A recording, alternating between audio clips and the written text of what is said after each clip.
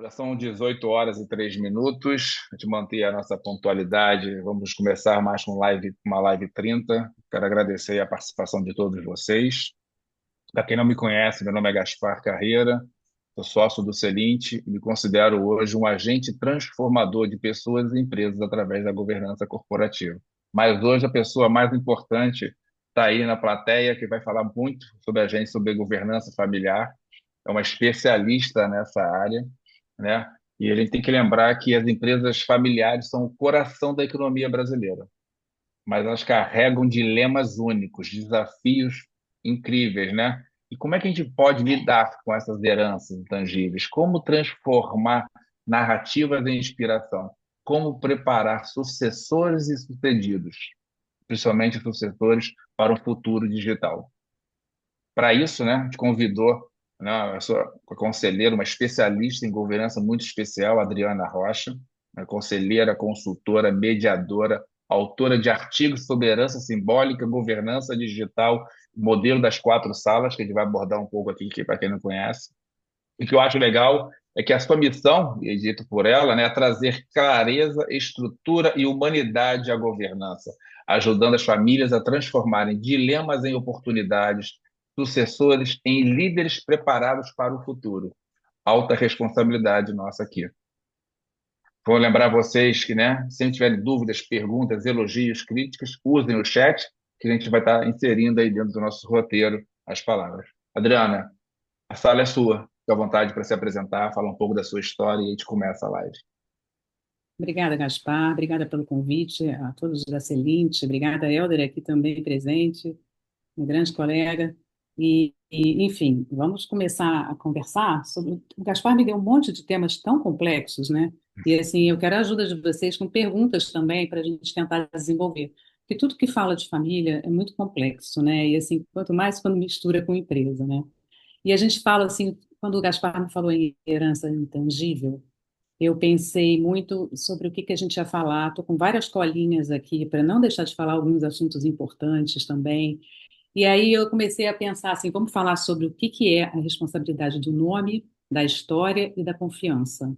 Porque quando a gente fala em herança intangível, a gente fala de toda uma história, de todo o peso que essa história pode trazer, de todo o orgulho que ela pode trazer também, né? Das relações das famílias que vivem lá de trás, dos mitos, né? Porque existem mitos e muitos mitos que não são reais, né? E que cobram uma postura do herdeiro muito séria, né? E verdades, né? O que é mito, o que é verdade? Existem tantas coisas, tantos segredos lá atrás, nas outras gerações, que a gente acaba descobrindo com o tempo, né? Porque as coisas não eram claras, a comunicação não era, e o diálogo não era tão aberto entre as gerações assim. E assim, foi um desafio pensar sobre isso hoje, para conversar aqui com vocês, né? Então, assim, eu acho que é importante a gente entender o que é mito e o que é verdade nas famílias e entender que tipo de capital que a gente está falando quando a gente fala em herança intangível, né? Porque na literatura clássica, eles falaram sobre quatro capitais, né? Que eram o intelectual, o social, o espiritual e o humano. Mas depois disso, a literatura foi atualizada e botou o capital emocional, o capital digital e o capital da narrativa.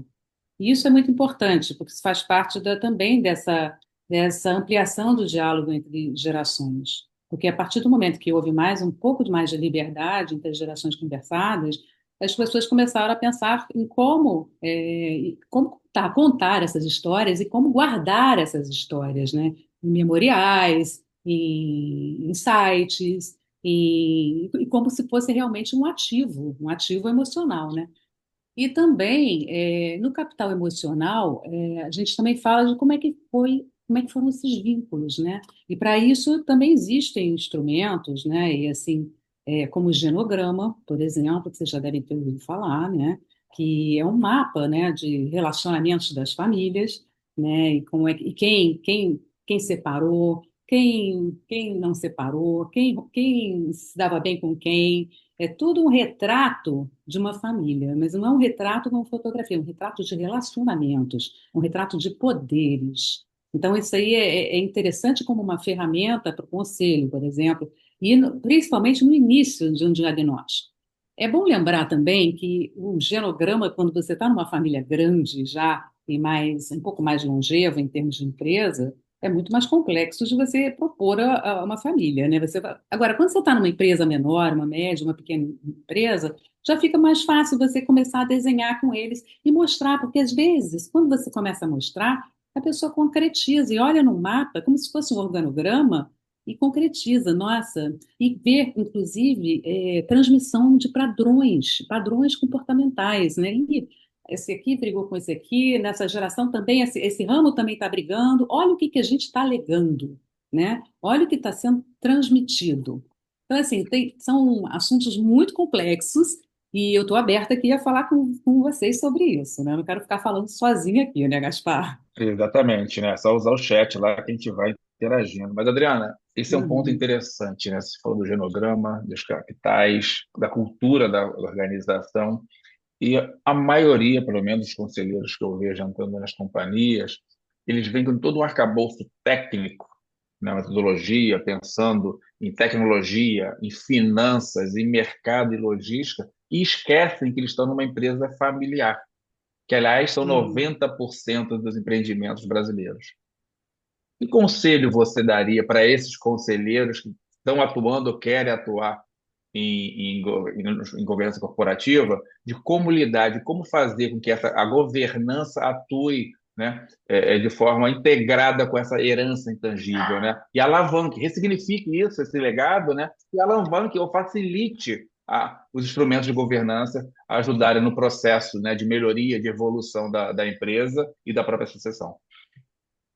Você tocou num ponto bem bacana, porque assim, não adianta a gente ter todas as formações, isso a gente pode ver nos livros, nas aulas, né? Se a gente não tiver também sensibilidade para entender essa família, sensibilidade para ver o que eles carregam de conflitos, de traumas, Uhum. não querendo ser psicólogo, não, gente, por favor, não é isso. Mas, assim, a gente tem que expandir um pouco essa noção de também que existem afetos e desafetos nas famílias, e que isso destrói riqueza.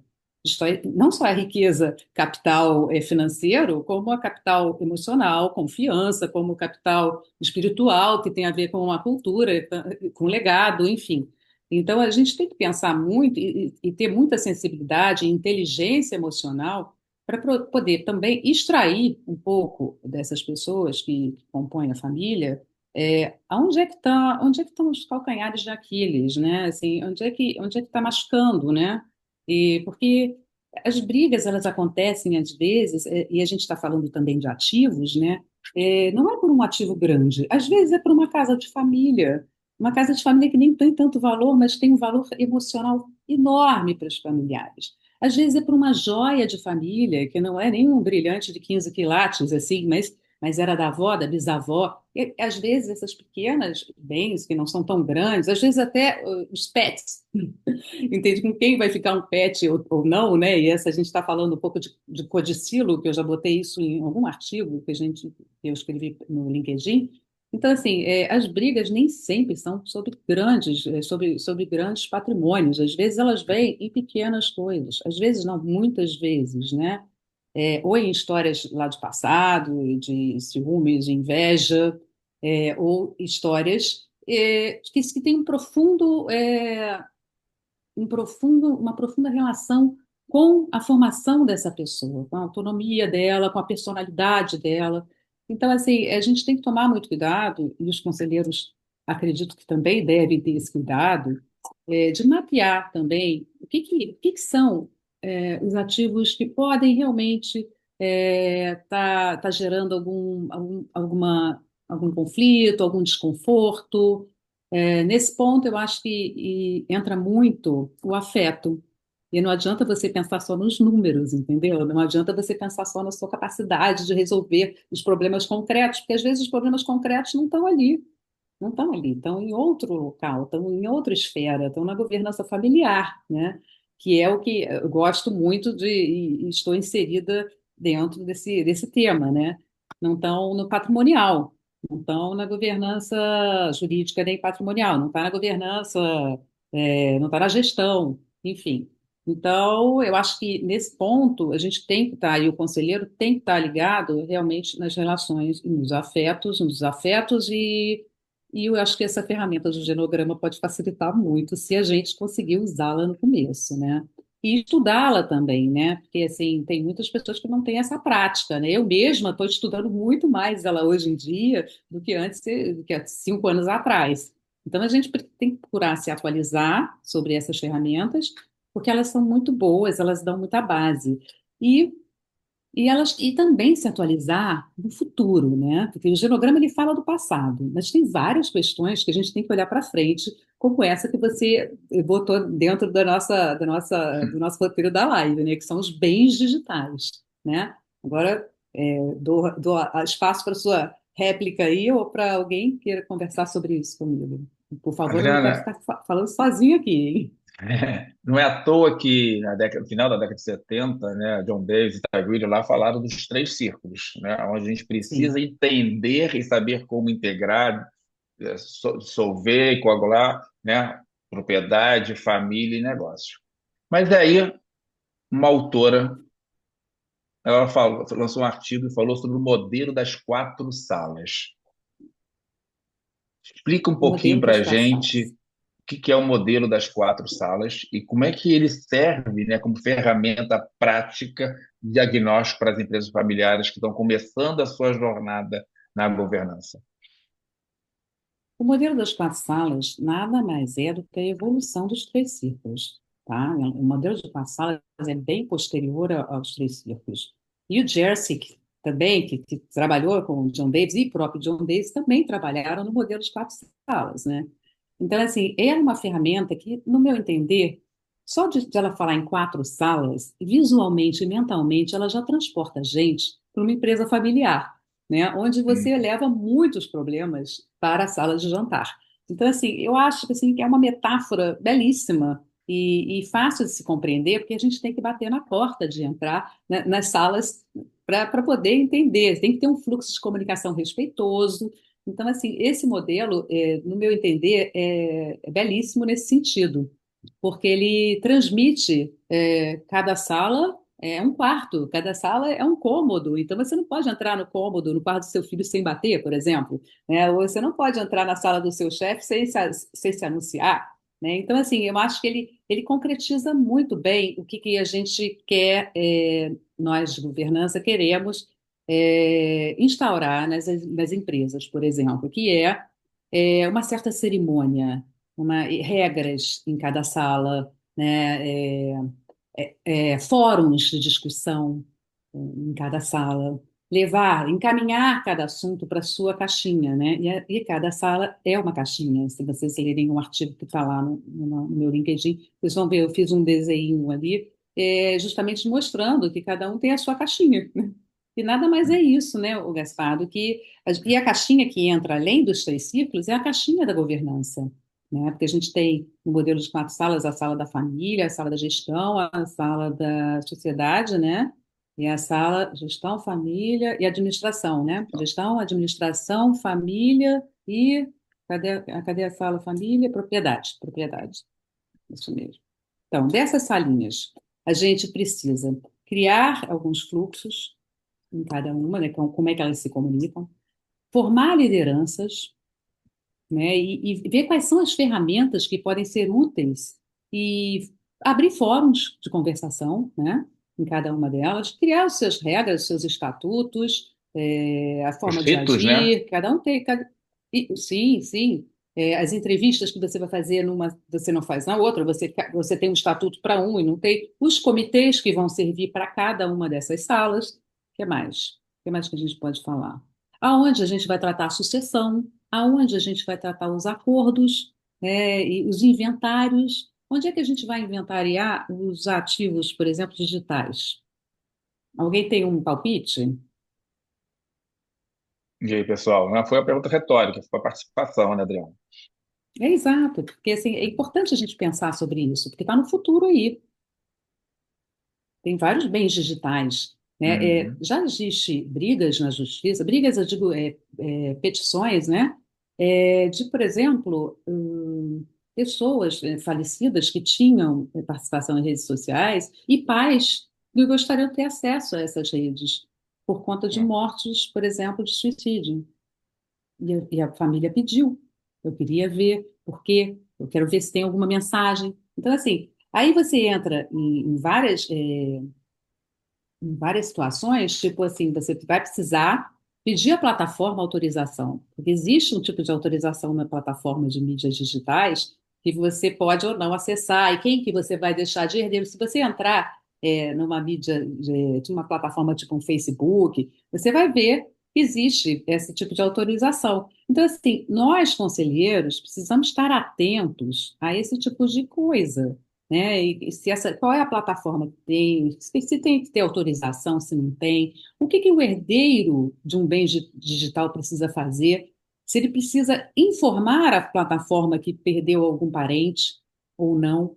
E como é que a gente faz quando você tem uma conta, uma conta no Instagram, tipo a Marília Mendonça, que tinha quase 40 milhões de seguidores, né? O que que você faz com isso? Isso é um ativo? É um ativo, né? E a conta está sendo alimentada até hoje. Se vocês Uhum. entrarem na conta dessa cantora sertaneja, né, você vai ver que ela tem quase 40 milhões de seguidores e ela tem sido alimentada. Isso é um bem digital, né? Então, E, assim, Adriana, você as entra na coisas questão da mudaram. sucessão digital, privacidade, Uhum, reputação online, quer dizer, são uma série de questões que exato. a família, a governança da família precisa se preocupar, né? Imagina, Gaspar, né? Você tem alguns sócios, herdeiros, como é que eles se comportam na mídia digital? Né? A gente precisa ver que a figura do dono e do herdeiro, às vezes, se confunde muito com a figura da empresa, né? Então, Uhum. quando a gente fala da Luiza Magazine Luiza, a gente pensa na Luiza. Quando a gente fala na Avan, a gente pensa no Avan. Então, o que eles falam nas mídias, eles têm um peso enorme e assim, o que o proprietário ou o herdeiro faz tem repercussão na empresa. Então, a gente precisa ter um mínimo de regra de comportamento digital para ver se não mistura as estações. E a gente precisa entender também que os bens digitais, da mesma forma que os bens físicos, né, eles se confundem da mesma forma que a gente nunca sabe, algumas empresas não sabem, né, se isso é bem da família, se isso é bem da empresa, se eu posso usar o avião da empresa para me levar para Angra. Entende? Da mesma forma que existe essa confusão patrimonial, existe uma confusão patrimonial digital também que é necessária se prever e se entender, né? E isso tudo é muito novo, né? Se a governança ainda está engatinhando, né, o Gaspar, nesse Uhum. sentido, em várias pequenas e médias empresas, você imagina quando você fala sobre bens digitais, né? Eu acho que isso leva uma proporção muito maior. Então, é nossa responsabilidade como conselheiro é estar atento a essas mudanças para que a gente possa alertar as pessoas que estão com a gente. E é um desafio muito grande, porque a gente precisa alertar dos bens físicos ainda, né? E a gente já está falando de bens digitais, Tá. mas é necessário pensar nisso, Gaspar, porque os nossos herdeiros, as gerações que vêm aí, elas vão pensar diferente. Então, não adianta nós termos conselheiros de antigamente. A gente tem que ser conselheiro olhando para frente, olhando para o que Uhum. vem aí para a gente tratar. A gente tem que antecipar muita coisa e fazer. E por isso que eu acho que o conselheiro de hoje é um curador de temas que você vai botar na mesa para discutir e entender o que está acontecendo, porque a gente também não é dessa geração que está chegando. Então, a gente precisa abrir esse diálogo, e abrir esse diálogo é exemplo para eles, exemplo para as famílias, né? Para a família, para as gerações atuais, que são contemporâneas à nossa, mais antigas do que a nossa, e mais jovens do que a nossa, né?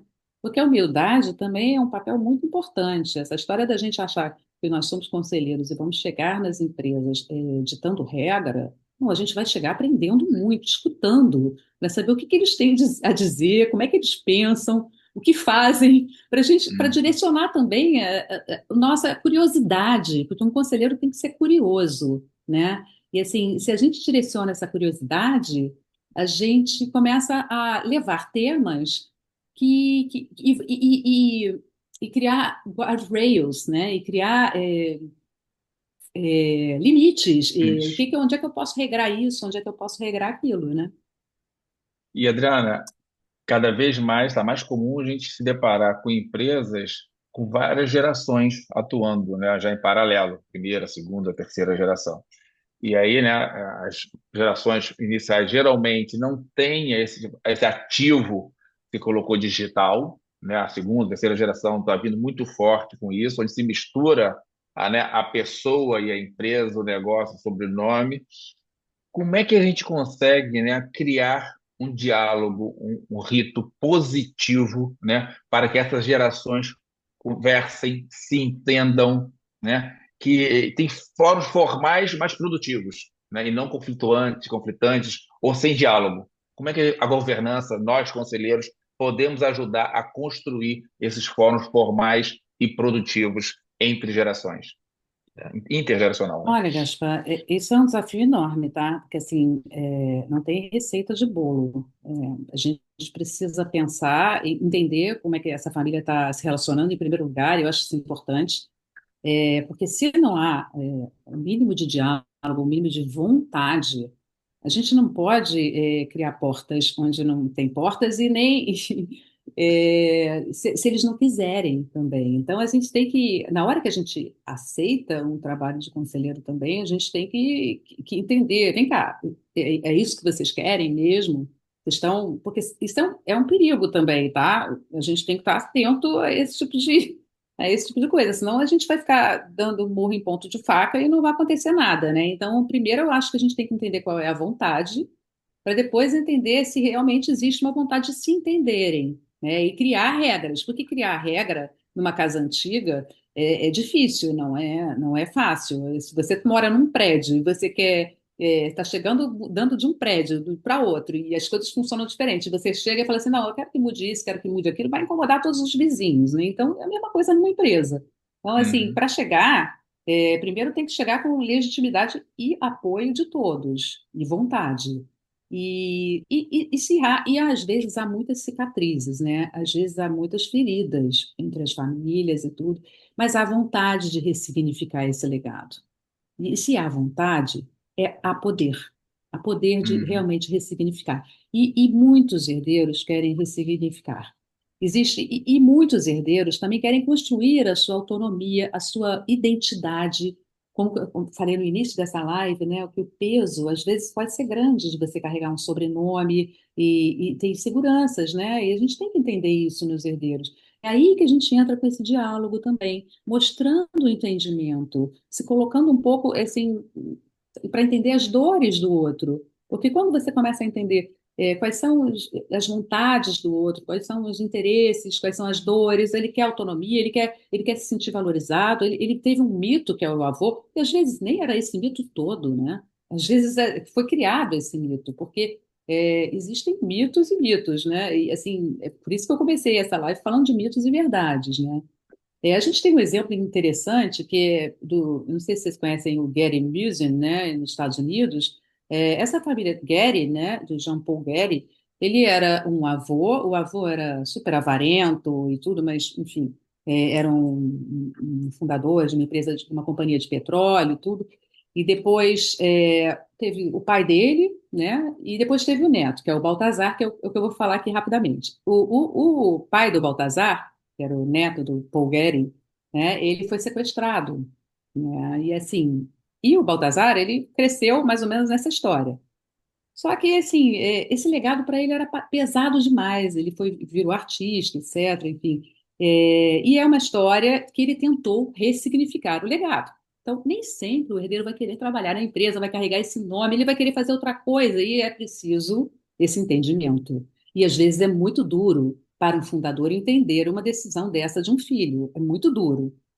E outro exemplo, por exemplo, interessante, é do Walter Salles, que é o tal, também é um cineasta, e ele conseguiu criar sua identidade no meio, o respeito. Inclusive, esse último filme que ele fez, ele captou o dinheiro, apesar dele ter patrimônio para ter produzido o filme inteiro sozinho, ele foi captar como outra pessoa qualquer, como outro cineasta qualquer, e usou Lei Rouanet, os incentivos, como todos eles fazem. Então, assim, era um herdeiro, não utilizou do dinheiro dele, não utilizou do nome dele, foram pelos caminhos que todos eles vão, e é um cara super com sucesso, olha que bacana.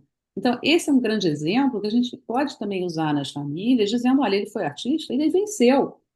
Ou pode ter exemplos ruins, como, sei lá, o Baltazar, eu acho que teve problemas com drogas, teve problemas com saúde, enfim. Outro item que a gente tem que ter em pauta, importantíssimo, sobre capital, né, que é a saúde mental, né? Quando a gente mapeia uma família, a gente tem que estar atento a isso, muito atento, porque cada vez existem, hoje em dia, a geração jovem tem tido problemas sérios com isso, a gente tem que estar atento a esse problema, e as gerações passadas também. Lembra que a gente começou a falar do genograma? Ali no genograma a Uhum. gente vai identificar algumas propensões a vícios, né? E isso é um problema seríssimo com empresas e com famílias empresárias, seríssimo.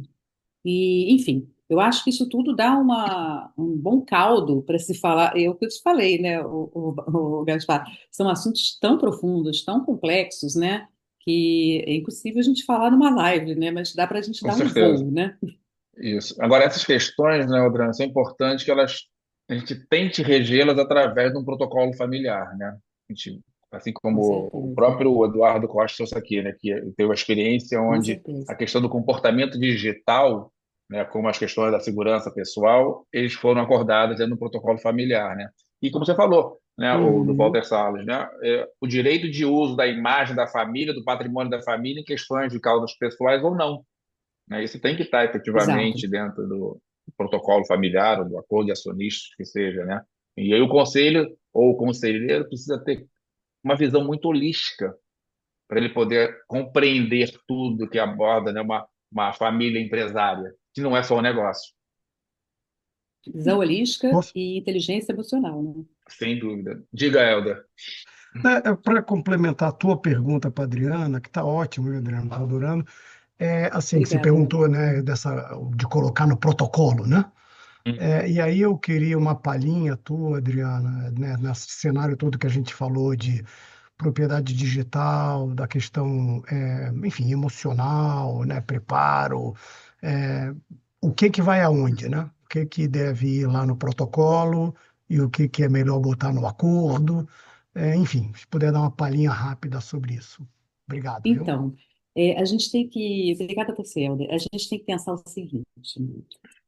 Até botei uma colinha aqui para a gente poder falar, explorar um pouquinho isso aqui. A gente tem que ver que todo ativo ele tem um valor econômico, ele tem um valor simbólico e ele tem um valor reputacional, né? Criptomoedas, NFTs, aplicativos, por exemplo, cada um tem o seu valor, mas também isso ele traz um valor econômico, mas ele traz também um valor que é, olha como eu sou inovador, né? Um valor que é, olha o que que eu estou deixando para você de herança, que é um bem digital. Quando você está, por exemplo, com um aplicativo de inglês que está bombando e você, o fundador morre, vai para o filho, é um ativo, e é um ativo digital. Agora, o que que a gente tem que fazer?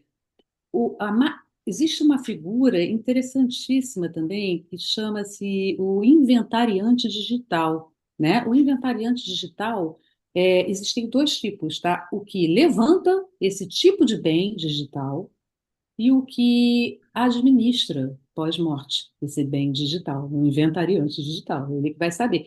E assim, às vezes a salinha vai ser a da propriedade, Helder, porque assim, se eu não tenho a senha, se eu não tenho um cofre, eu não consigo nem dividir nada, né?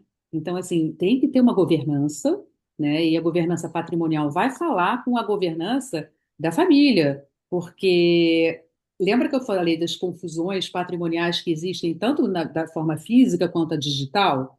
Então, primeiro a gente tem que não confundir uma coisa com a outra. O que que é digital, mas é emocional, puramente emocional, como, por exemplo, uma conta memorial do Facebook ou do Instagram, e o que que é um bem digital que tem uma receita recorrente, né? Então, esses são dois bens diferentes. Você tem que perguntar, tem receita? Não. Tem identidade? Tem valor simbólico, de alguma forma? Tem um valor memorial? Vai para onde? Para a caixinha da governança familiar, né? Então, por aí, você tem que mapear, e botar ele na caixinha certa. E isso é feito conversando com a família para saber o que que existe de digital, o que que existe de digital memorial ou não, e se Uhum. existem Sim, autorizações, se existem senhas, quem vai guardar a senha, né? Quem vai ficar com essa sim, responsabilidade, né? E às vezes tem dinheiro, né, gente? Às vezes, o que que a com gente fala sobre certeza. criptomoedas, Uhum. né? Tem dinheiro É, também, né? o Adriano, imagina a confusão, Respondi, desculpa, que o Helder. Pedro está com a mão. Respondi, tá maravilhoso. Mas deixa eu botar uma pimentinha, que você falou assim, por exemplo, o cara construiu uma imagem, né? Que é muito Uhum. comum, né? A nova geração tá lá no Insta, Uhum. João da Silva, diretor comercial da empresa do tio, certo? Aí ele tá lá, ele começa a construir tal. Com recursos de quem? Então, daqui a 30 e Uhum. fumaça anos, né, quando ele vier a falecer, por exemplo, e tal, a propriedade é o nome dele, é o João Bacana, que foi o rei da cocada preta. Mas ele construiu isso com recurso de quem? Então tem a parte emocional, tem a parte do Uhum. dinheiro, e se não teve confusão patrimonial, ou seja, nada trivial, né? Excelente, Verdade. Helder. E assim, acho até que me dá um insight aqui, pensando em outra coisa. Não só daqui a 30 anos pode viver, pode ser um patrimônio absurdamente maravilhoso, como também, se não tiver administração, pode não valer nada, Helder. Se você não tiver a administração disso aqui, pode não valer nada. E aí? Então, por isso é que o inventário, o inventariante digital também precisa estar ali acompanhando, alimentando. O que que estão fazendo com a conta da Marília Mendonça? Estão alimentando, está toda alimentada ela lá. Então, assim, tem alguém administrando esse patrimônio digital.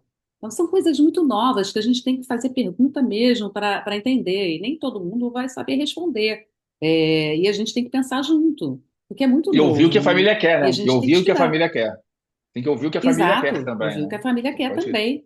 Porque, assim, e tudo pode ser um patrimônio maravilhoso, como não pode ser, né? O NFT é uma coisa super nova na arte também, né? Tem tantas coisas que envolvem isso, tem tantas brigas que podem acontecer também, por conta da lei, inclusive, né? Porque a lei não acompanha as mudanças na sociedade. E a gente tem que estar atento a isso, porque quando ela não acompanha, aí mesmo é que os conflitos se instauram, né? Então, a Verdade. gente tem que estar atento a isso, né? Adriana, a gente tem uma pergunta do Pedro. Pedro, por favor, fique à vontade. Não estou vendo o Pedro. Está no Ah, mudo, Pedro. Pedro. Oi, Pedro. Tudo bem, Pedro? Está no mudo Pode ainda. falar, Pedro. Você está no mudo.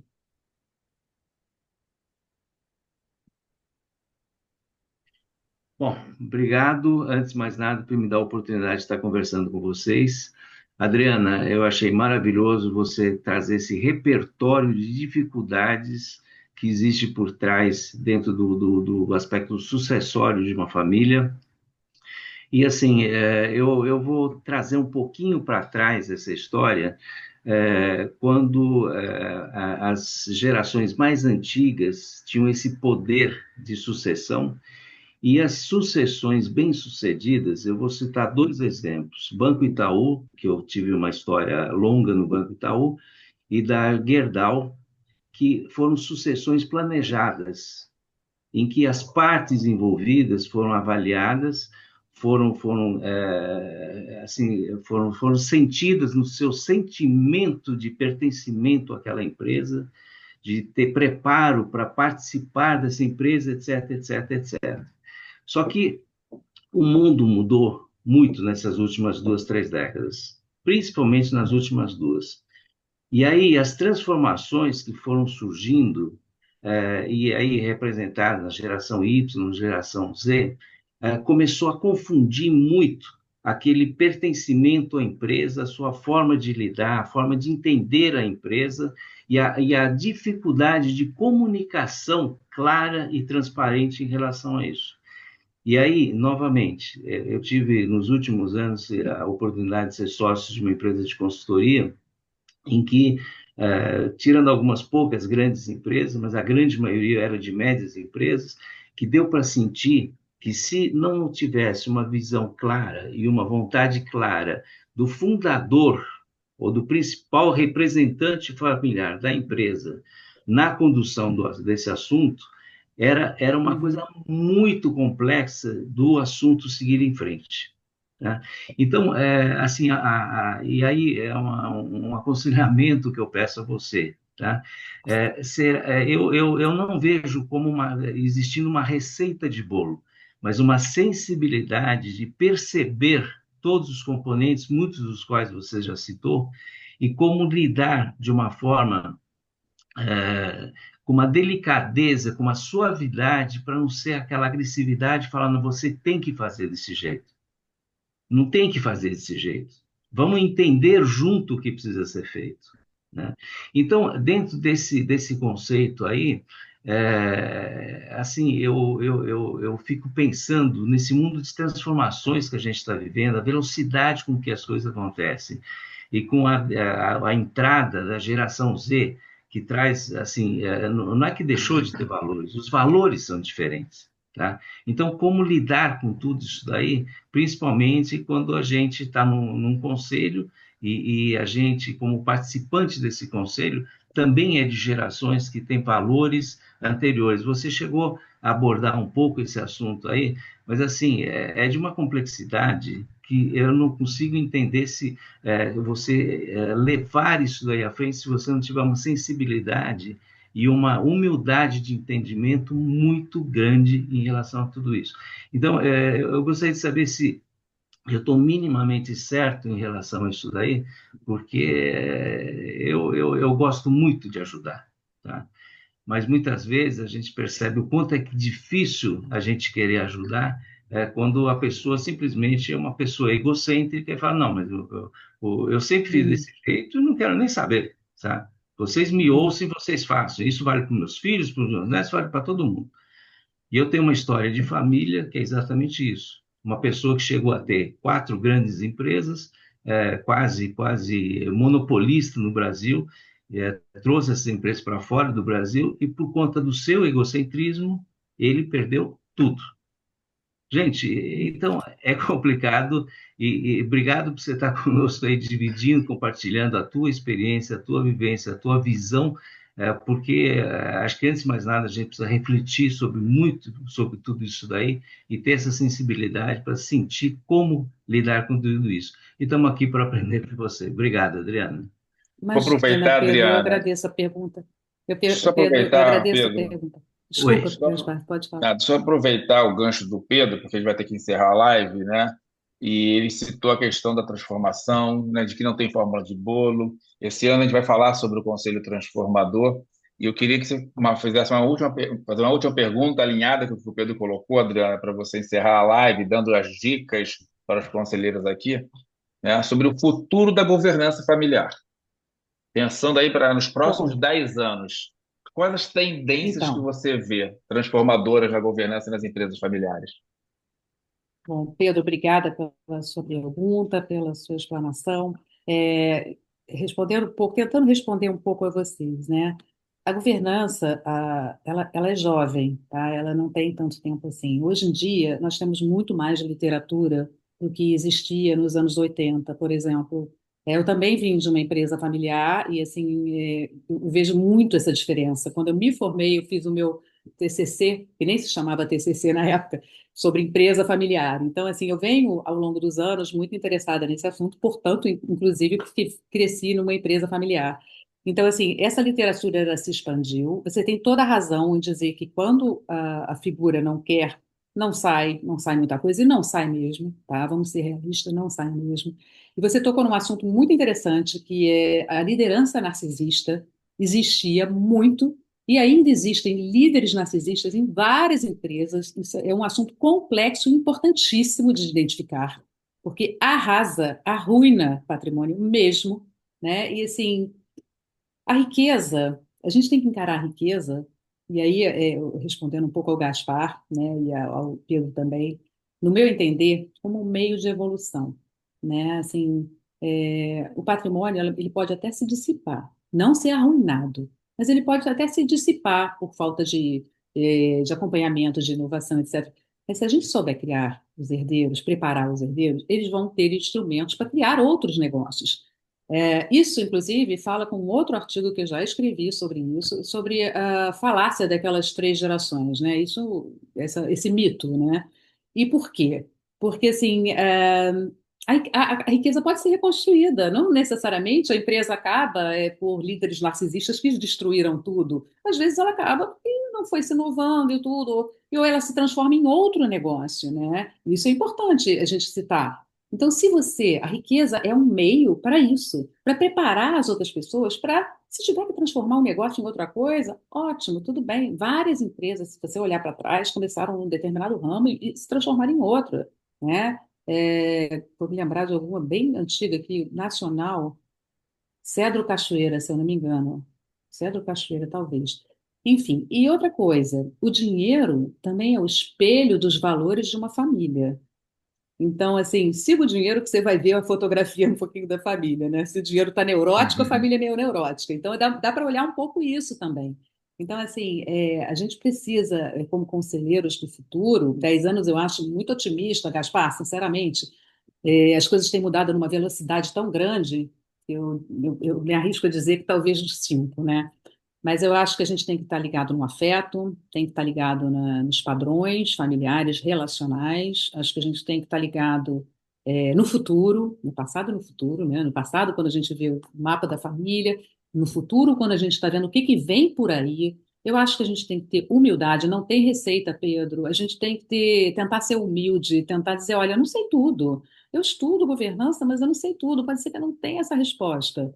É assim, porque quando o fundador não quer você vai bater cabeça e você não vai conseguir abrir a cabeça dele. Se ele é dono das ações, é ele que vai determinar, não adianta. Se você consegue, pelo menos, sensibilizá-lo, e eu acho que a educação é muito importante nesse sentido, né? Eu acho que se for uma pessoa curiosa também com educação, eh, talvez a gente consiga introduzir algumas mudanças em termos de governança. Não querendo ser pessimista, não. Eu acho que, às vezes, a gente pode redespertar, despertar, acordar nesse fundador, aquele empreendedor lá de trás, aquele audacioso lá de trás, que também é uma audácia você passar um bastão, é uma coragem, né? Porque muitas vezes eles ficam, meu Deus, o meu patrimônio vai embora se ele fizer alguma besteira, né? E, assim, é um medo natural, mas ficar parado é pior, né? E se a gente puder Hum. conscientizá-los, né, e tentar passar esse tipo de informação, dando livro, dando curso, sugerindo filmes, né? Tem tanta coisa assim que a gente vê hoje em dia, né? Succession, por exemplo, tem tanta série que fala sobre isso. Então, tem um repertório enorme. É o que eu falei para o Pedro. Lá atrás, a gente não tinha esse repertório. Hoje em dia, a gente tem um repertório enorme. Então, vamos abusar e usá-lo, né? Eu E acho aí, que seria isso, Gaspar. Adriana, para fechar, eu trago um comentário aqui que a Heloísa Freitas trouxe e pede seu entendimento.